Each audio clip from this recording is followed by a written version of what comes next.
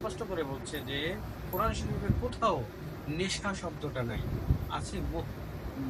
এখন এই যে মাওলানারা যারা এটার ব্যাখ্যা করছে, এই নেশাটাকে অর্থাৎ এই মোহ শব্দটা কিন্তু আবিধানিক বিভিন্ন অর্থ। হ্যাঁ, মোহ মানে মোহ একটা সমাজ নষ্ট করে, মোহ একটা পরিবার নষ্ট করে, মোহ একটা দেশ নষ্ট করে, মোহ একটা জাতি নষ্ট করে। হ্যাঁ, আর মোহটা কি নেশা? না, নেশা অন্য জিনিস। আচ্ছা, মোহ একটা খারাপ জিনিস। মোহ হলো খারাপ জিনিস।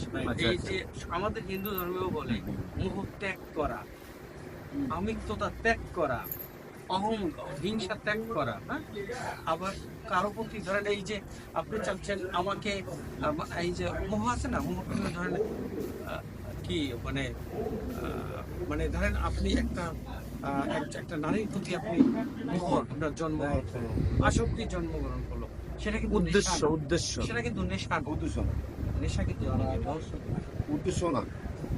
কেসটা বুঝতে পারছেন তো? সুতরাং উনি স্পষ্ট করে উনি বলছেন যে কোরআন শরীফের কোথাও নেশা কথা এই শব্দটাই নাই, ওখানে আছে মোহ। কয়েকটা জায়গায় মোহ শব্দটা উচ্চারণ। তো মোহটার ব্যাখ্যাটা আসলে এইরকম অনেক অনেক ব্যাখ্যা আছে যেটা নেশার মধ্যে আসে, নেশা বলা হয় না, কিন্তু যারা অনেকে ব্যাখ্যা করছে এটাকে অপব্যাখ্যা করছে।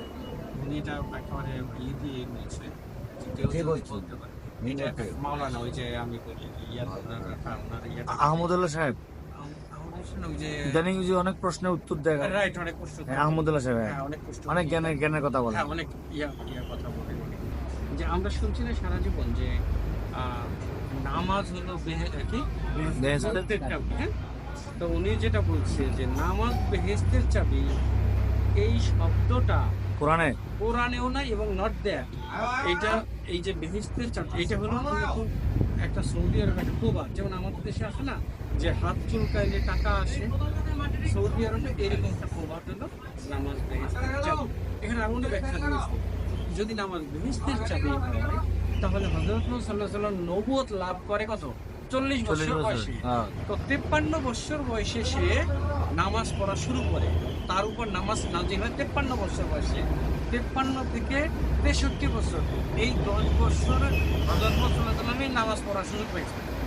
কথাটা হলো যে এই যে 53 থেকে আগে যারা ছিল এরা তো মুসলমান ছিল, এরা তো নামাজ পড়ে নাই, তারা একটু বেশি যায় না, কিন্তু অবশ্যই বেশি। যে উনি ইয়েতে মেরে গিয়া আস্তে আস্তে কমাইছে, হ্যাঁ 5 ওয়াক্ত দিচ্ছে।